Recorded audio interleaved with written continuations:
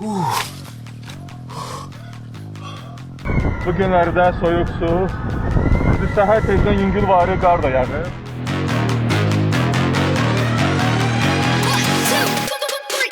Adətən biz insanları çimərlik mövsümündə, xüsusilə yay aylarında dənizdə görməyə öyrəşmişik. Lakin bu şəxslər fevral ayı olmasına baxmayaraq dənizdə buz kimi suda çimirlər. Havanın qarlı, şaxtalı, soyuq, küləkli, yağışlı olmasına baxmayaraq bu şəxslər dənizdə çimməyi adət halına çeviriblər. Görəsən onları bu addım atmağa nə vadar edir? Sağlamlıq, adrenalin, yoxsa sadəcə həvəs? Motivasiya, sağlamlıq. Belə gəlirəm, girirəm suya, özümü yaxşı hiss edirəm.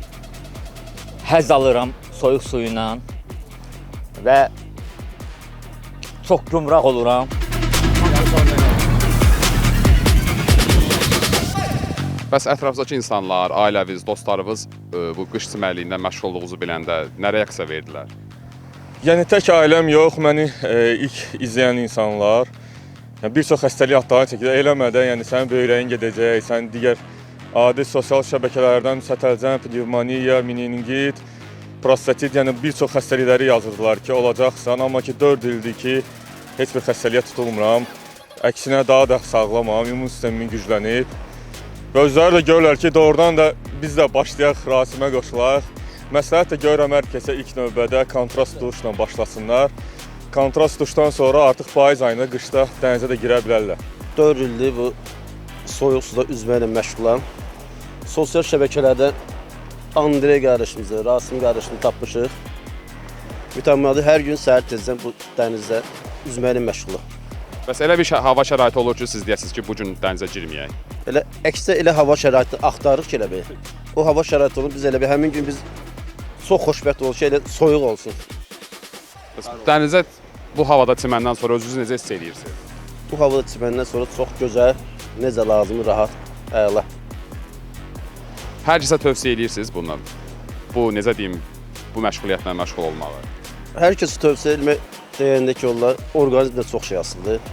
Kiməsə deyərik ki, üz sağalarsa, nəsə olar, xeyrini görəsiniz. Ziyanını çəkər, sonra cavab verəməliyik. Mən idmana, ümumiyyətlə sağlam həyat tərzinə 133 kilo şəkər xəstəsi və geniş infarktdan sonra gəlmişəm. Şəkimi salmışam, soyuq havada məşqlərlə 48 yaşında dünya çempionu olmuşam. Dünya Grand Prix'sini udmuşam. Yaxşı maaşım vardı, bir zaman işləyirdim. Amma pul məni xilas eləmədi. Mən öz iradəmlə, öz gücümlə həyatımı xilas etdim və bir çox xarici məqalələri oxudum və tətbiq elədim. Əlbəttə ki, infarktdan sonra əməliyyat günü mən xəstəxanadan qaçmışam. Həkimlər mənə məsləhət görmürdülər ki, mən sürətlə yeriyim. Mənim çəkim də çox idi, 133 idi, şəkər yüksək olurdu. Ancaq mən çox məşğul oldum, hər şeyi öz üzərimə götürdüm məsuliyyəti və öz həyatımı xilas elədim. Nəinki xilas etdim, idmana gəldim və 37 yaşında infarkt olan, əlbəttə hətta iflic də olmuşam mən. Oxu az əməkdaşların sağlığına. Hə, oxu az. Oxuyun, oxu az. Maraqlı saytdır. İzləyirik, baxırıq.